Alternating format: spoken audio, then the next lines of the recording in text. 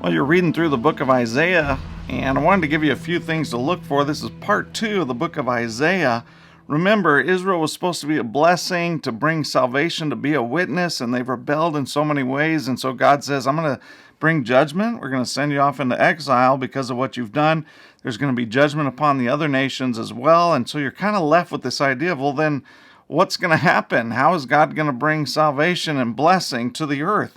And when you get to chapter 40, it's as if the book has shifted and you're looking backwards, like you've already come out of exile, like there's been this new exodus. You've gone through the wilderness, you've gone through the rivers, you're now going into the promised land, but who's going to take the place of this servant? And you see this idea of a servant in chapters 42, kind of unclear who this servant is, that's going to be a witness to all nations.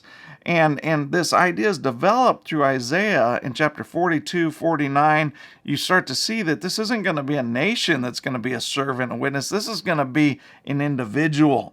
It's going to be an individual who's going to be Messiah's king, right? Who's going to be a witness to all nations, who's going to bring the blessing.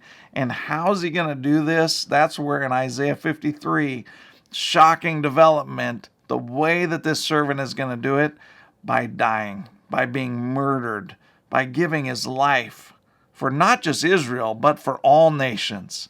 And so you see this development of this idea that the Messiah is going to die for the world. And so Isaiah develops this theme, introduces this figure. You see more in chapter 61 that this servant's going to bring good news to the poor. And by the way, Jesus says in Luke chapter 4 in the New Testament, he picks up the scripture and starts reading Isaiah 61 to say he is the one that Isaiah was talking about. And so in chapter 56 to 66, in those latter chapters, still talking about some judgment in there that's coming, but also that this Messiah, this servant, is going to bring not only blessing and salvation, but he's going to bring new heavens and new earth. And the culmination of this is that he's going to restore peace, restore justice and righteousness. There's going to be no more pain and suffering and hardship, that the Messiah is going to restore humanity. So you get a blueprint of the entire plan of salvation in the book of Isaiah. Really exciting book to read. Hope you're blessed as you do. We'll see you next time. God bless.